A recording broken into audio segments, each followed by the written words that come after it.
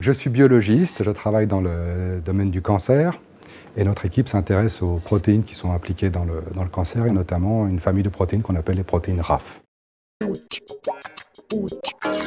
Il y a une dizaine d'années, l'une de ces protéines, la protéine BRAF, a été montrée comme étant mutée dans le mélanome, qui est un cancer de la peau. En fait, la mutation BRAF induit une prolifération anarchique des cellules pigmentaires qui va aboutir en fait à la cancérisation de ces cellules. Et ces cellules pigmentaires sont celles qui sont responsables de la pigmentation de la peau, des poils et des cheveux. En fait, la protéine BRAF, on la connaît bien puisqu'elle a été clonée, son gène a été cloné dans notre laboratoire. Et on se doute depuis longtemps qu'en fait, elle n'agit pas toute seule.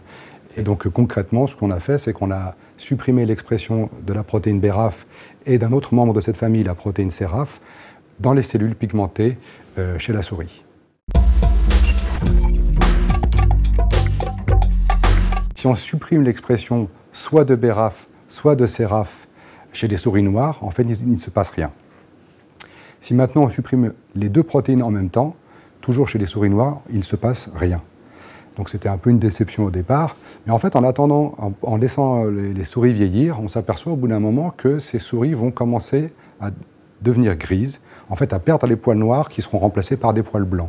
Et la seule façon d'expliquer en fait cette perte progressive des cellules pigmentées, c'est en fait qu'on a perdu les cellules qui sont à l'origine de ce lignage, donc ce qu'on appelle les cellules souches de ces cellules pigmentées. Donc ce que ces expériences montrent, c'est que les protéines RAF en fait contrôlent la division des cellules souches, qui sont les cellules qui vont régénérer l'ensemble des cellules pigmentaires qui vont en fait colorer les poils. Ces résultats apportent un nouvel éclairage sur le mélanome, puisqu'on sait que chez les patients qui rechutent après traitement avec des médicaments contre la protéine BRAF, il reste des cellules cancéreuses et probablement des cellules souches. Et le fait que les protéines BRAF et CRAF jouent des rôles complémentaires dans ces cellules permet vraisemblablement de proposer dans le futur des nouvelles approches thérapeutiques.